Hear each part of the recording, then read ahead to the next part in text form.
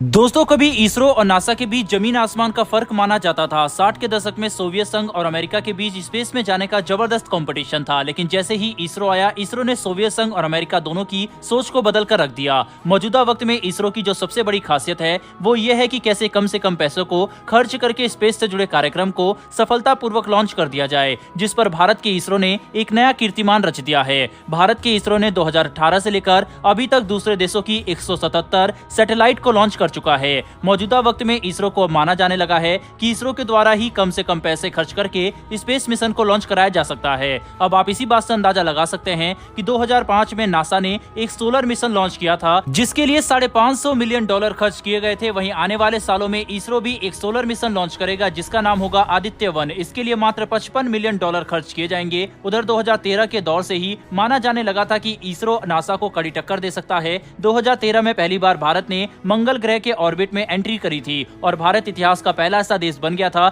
जिसने पहले ही प्रयास में मार्स के ऑर्बिट में सफलतापूर्वक एंट्री कर ली हो। यहीं से भारत के इसरो को दुनिया के टॉप स्पेस एजेंसियों में गिना जाने लगा था। यहाँ तक तो सब ठीक था, दुनिया तब हैरान हो गई जब पता चला कि भारत इसके लिए केवल $74 मिलियन खर्च किए थे। वहीं मार्सियन, जो कि स्पेस मिशन से जुड़ी एक हॉलीवुड मूवी बनाई गई थी, उसको बनाने में ही भारत के मार्स मिशन से ज्यादा $108 मिलियन खर्च किए गए थे। इसी के बाद से माना जाने लगा था कि अगर दुनिया में कोई स्पेस एजेंसी है तो वह इसरो है, जो कम पैसों में सैटेलाइट को स्पेस में भेज सकती है। दोस्तों, इसके बाद से भारत के सामने दुनिया के देशों की लाइन लग गई। टेक्नोलॉजी के मामले में super power Israel, America, France भी भारत से अपनी सैटेलाइट को लॉन्च करवा रहे हैं। मौजूदा वक्त में Bharat Australia, Brazil, Canada, Cambodia, Finland, Italy, Japan, south Korea की भी सैटेलाइट को लॉन्च कर रहा है, जिससे भारत को जबरदस्त फायदा भी हो रहा है। भारत ने अभी तक विदेशी सैटेलाइट को लॉन्च करके तकरीबन 1100 करोड़ रुपए जमा किए हैं, जिसकी पुष्टि राज्यसभा में डॉक्टर जितेंद्र सिंह के द्वारा की गई है।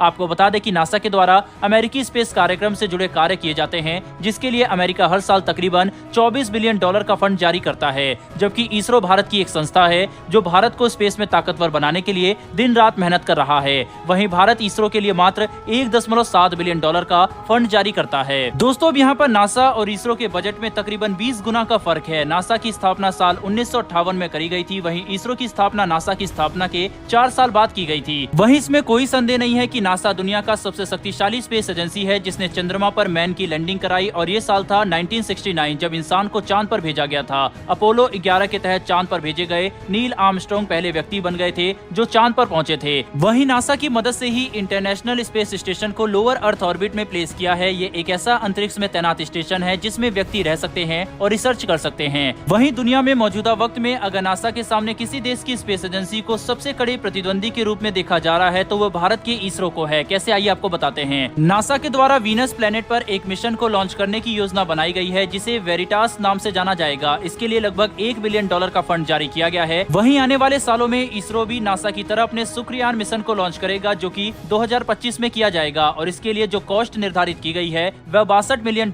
से $125 मिलियन के बीच तय की गई है। यानी कि भारत और नासा दोनों एक ही तरीके के मिशन पर काम कर रहे हैं, जहाँ पर नासा का खर्च इसरो से लगभग 10 गुना ज्यादा आ रहा है। वहीं आपको बता दें कि इसरो कई महत्वपूर्ण प्रोजेक्ट पर काम कर रहा है, जिसमें गगनयान, आदित्य-1 और चंद्रयान 3 है। वहीं भारत पहली बार आदित्य-1 के जरिए सूरज की स्टडी करने वाला है, यानी कि भारत का जो आदित्य-1 स्पेस प्रोग्राम है उसके तहत सूरज की जानकारियां एकत्रित की जाएगी। वहीं इन तीनों मिशन को 2023 में लॉन्च किया जाएगा, और इनमें से सबसे महत्वपूर्ण मिशन गगनयान है, क्योंकि भारत पहली बार इस मिशन में किसी इंसान को गगनयान के जरिए भेजने वाला है, और इस मिशन के लिए 9,000 करोड़ रुपए का बजट रखा गया है। इस मिशन के तहत एयरक्राफ्ट के जरिए इंसानों को भेजा जाएगा, जो 5 से 7 दिनों तक 400 किलोमीटर की ऊंचाई पर पृथ्वी का चक्कर लगाएंगे। वहीं पर इस मिशन को भारत अकेले अपने दम पर कर रहा है। इसके तहत जो स्पेस एयरक्राफ्ट होगा और लॉन्च व्हीकल होगा, सभी का निर्माण भारत के अंदर किया जाएगा। इसमें केवल एक मदद रशिया से ली जा रही है, जिसके तहत 4 इंडियन एयरफोर्स के पायलटों को ट्रेनिंग के लिए रशिया भेजा जा चुका है। यानी कि जो इंसान इस मिशन में स्पेस में जाने वाले हैं, बस उनको ट्रेनिंग रशिया के द्वारा दी जा रही है। इसरो शुरुआत से लेकर अब तक ऐसे मिशन पर काम कर रहा है, जिसके चलते लोगों को सुविधाएं मिल सके। इसरो के द्वारा शुरुआत में ऐसी सैटेलाइट को लॉन्च किया गया था, जिसकी सहायता से टेलीविजन के टेलीकास्ट में सहायता मिल सके, मौसम का आकलन किया जा सके। लेकिन अब इसरो भारत की स्पेस में ताकत बढ़ाने पर काम कर रहा है, जिसमें चंद्रयान और मंगलयान जैसे कार्यक्रम शामिल हैं। बहरहाल दोस्तों, इस वीडियो में इतना ही, लेकिन क्या आपको लगता है कि भारत आने वाले 5 से 10 सालों में नासा को स्पेस में टक्कर दे सकता है? नहीं, अपनी राय कमेंट बॉक्स में लिखकर जरूर बताइएगा। साथ ही भारत के साइंटिस्ट के लिए और इसरो के लिए कमेंट बॉक्स में एक जय हिंद भी जरूर लिखिएगा। और अगर आपको ये इन्फॉर्मेशन और वीडियो पसंद आई हो तो वीडियो को लाइक करके हमारी आने वाली डेली ऐसी वीडियो के लिए